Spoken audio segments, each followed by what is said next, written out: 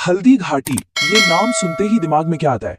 महाराणा प्रताप, उनका घोड़ा चेतक और वो जबरदस्त लड़ाई, है ना? बिल्कुल। लेकिन क्या हो अगर मैं कहूं कि इस कहानी का एक बहुत बड़ा, एक बहुत जरूरी हिस्सा है जो अक्सर छिपा रह जाता है, एक सीक्रेट वेपन, एक गुप्त अस्त्र। तो चलिए आज उसी की कहानी पर से पर्दा उठाते हैं। तो बात है 1576 की।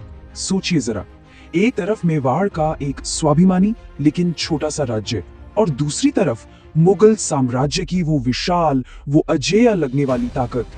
ये तो बिल्कुल वैसी लड़ाई थी जैसे कोई छोटी सी नाव किसी तूफानी समंदर से टकरा रही हो। इसकी गूंज आज तक सुनाई देती है। तो सवाल यही है, आखिर वो क्या था? वो कौन सी ताकत थी महाराणा प्रताप के पास कि इतनी विशाल सेना के सामने भी वो न सिर्फ टिके रहे बल्कि उन्होंने जबरदस्त टक्कर दी। आखिर क्या था उनका वो राज? बस आज हम इसी रहस्य की तह तक जाने वाले हैं। तो सबसे पहले आइए समझते हैं कि महाराणा प्रताप के सामने जो चुनौती थी वो कितनी बड़ी थी। ये कोई मामूली जंग नहीं थी, ये तो अपने वजूद को बचाने की लड़ाई थी। अब देखिए, दोनों तरफ की ताकत में जमीन आसमान का फर्क था। एक तरफ महाराणा प्रताप, जिनकी सेना संख्या में बहुत कम थी, लेकिन उनके पास एक चीज थी जो मुगलों के पास नहीं थी, और वो था अपनी जमीन का, अपने पहाड़ों का चप्पा चप्पा जानने का हुनर। और दूसरी तरफ मान सिंह के नेतृत्व में एक विशाल मुगल सेना जो इस ऊबड़ खाबड़ इलाके के लिए कह सकते हैं बिल्कुल नई थी। और बस इसी फर्क में छिपा था प्रताप का सबसे बड़ा दांव। तो फिर कौन थे वो लोग जो प्रताप की इस जबरदस्त स्ट्रैटेजी के पीछे थे? वो कौन थे जो इन मुश्किल पहाड़ियों को ऐसे जानते थे जैसे हम अपने घर का रास्ता जानते हैं? वो थे भील योद्धा। ये भील योद्धा कोई बाहरी सेना नहीं थे, नहीं, वे तो अरावली की पहाड़ियों के असली बेटे थे। सदियों से अपनी जमीन के रक्षक, जंगलियों का घर था और वो उसकी हर एक आहट, हर एक राज को पहचानते थे। सच कहूं तो मेवाड़ के लिए वो सिर्फ मददगार नहीं थे, वो उस पूरी लड़ाई की, उस पूरे प्रतिरोध की रीढ़ की हड्डी थे। उनके बिना ये लड़ाई शायद ही इतनी लंबी चल पाती। तो चलिए अब इसे पॉइंट बाय पॉइंट समझते हैं। देखते हैं कि कैसे भील योद्धाओं की ये महारत एक 5 सूत्रीय मास्टर क्लास में बदल गई, जिसने हल्दी घाटी की पूरी लड़ाई का रुख ही पलट दिया। पहला पॉइंट, और शायद सबसे जरूरी, जमीन की समझ। भील योद्धाओं ने प्रताप की सेना को उन गुप्त रास्तों और पगडंडियों से निकाला जिनके बारे में मुगल सोच भी नहीं सकते थे। सोचिए, वो जानते थे कि किस पहाड़ी के पीछे छिपना है, किस घाटी से अचानक हमला करना है और फिर पलक झपकते ही कैसे आंखों से ओझल हो जाना है। दूसरा पॉइंट, वो एक जबरदस्त खुफिया नेटवर्क थे। मतलब महाराणा प्रताप की आंखें और कान भील योद्धा जासूसों की तरह चुपचाप मुगल कैंपों में घुस जाते, उनकी सेना की गिनती, उनके सप्लाई के रास्ते, हर छोटी बड़ी खबर निकालते और सीधा प्रताप तक पहुंचाते। और जाहिर है, लड़ाई के मैदान में ऐसी इंफॉर्मेशन सोने से भी कहीं ज्यादा कीमती होती है। और हाँ, ये गलती बिल्कुल मत करिएगा कि भील सिर्फ गाइड थे, नहीं, वो खुद कमाल के लड़ाके थे। खासकर तीरंदाजी में उनका कोई जवाब नहीं था। उनकी युद्ध नीति थी गुरिल्ला वॉरफेयर, मतलब मारो और भागो। अचानक हमला करो, दुश्मन को संभलने का मौका मत दो और फिर जंगलों में गायब हो जाओ। इस टैक्टिक ने मुगल सेना को बुरी तरह से थका दिया, उन्हें कंफ्यूज कर दिया। चौथा पॉइंट, और ये बहुत अहम है, वो महाराणा के पर्सनल बॉडीगार्ड थे, एक जीता जागता सुरक्षा कवच।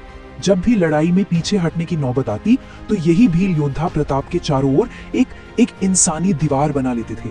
उनका बस एक ही मकसद होता था कि कुछ भी हो जाए, राजा तक कोई आंच ना आए। वो सच में एक ऐसी ढाल थे जिसे भेद पाना नामुमकिन था।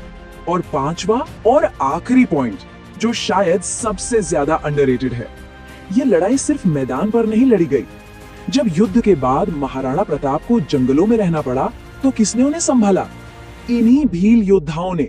उन्होंने खाना दिया, छिपने के लिए सुरक्षित जगह दी और अपनी छोटी छोटी टुकड़ियों से लड़ाई को जारी रखा। सही मायनों में मेवाड़ के संघर्ष की आग को इन्होंने ही जलाए रखा था। लेकिन इन 5 पॉइंट से भी बढ़कर एक पल ऐसा आया था, एक ऐसा लम्हा जब भीलों की वफादारी और हिम्मत की असली परीक्षा हुई। एक ऐसा मोड़ जब सब कुछ खत्म होने की कगार पर था। लड़ाई अपने उफान पर थी, घमासान चल रहा था और तभी वो हुआ जिसकी किसी ने कल्पना नहीं की थी। महाराणा प्रताप का साथी, उनका घोड़ा चेतक बुरी तरह जख्मी होकर गिर पड़ा और बस उसी एक पल में मेवाड़ का सबसे बड़ा सूरमा दुश्मनों की फौज के बीच अकेला पड़ गया। चारों तरफ से मुगल सिपाही उन पर टूट पड़े, वो पूरी तरह से घिर चुके थे।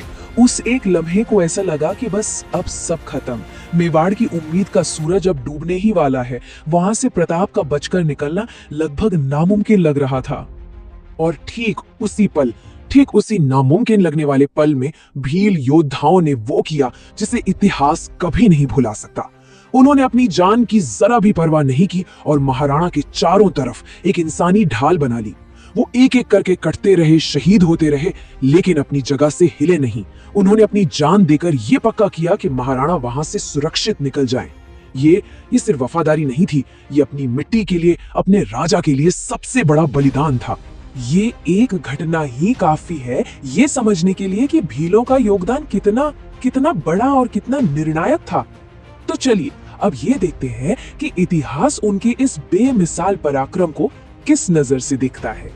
और देखिए, ये सिर्फ कोई लोक कथा नहीं है, बड़े बड़े इतिहासकार भी इस बात को मानते हैं। उनका साफ कहना है कि अगर भीलों का ये जबरदस्त साथ न मिला होता तो महाराणा प्रताप का संघर्ष शायद कुछ हफ्तों में ही दम तोड़ देता। वो सिर्फ साथी नहीं थे, वो इस कहानी के को हीरोज थे, सहनायक। तो हल्दी घाटी की ये कहानी हमें एक बड़ा सवाल पूछने पर मजबूर करती है। वो सवाल ये है कि जब भी इतिहास की बड़ी बड़ी गाथाएं लिखी जाती हैं तो अक्सर किन लोगों की कुर्बानियों को भुला दिया जाता है। शायद हर मशहूर कहानी के पीछे ऐसी ही कई गुमनाम अनसुनी कहानियां दफन होती हैं। सोचने वाली बात है।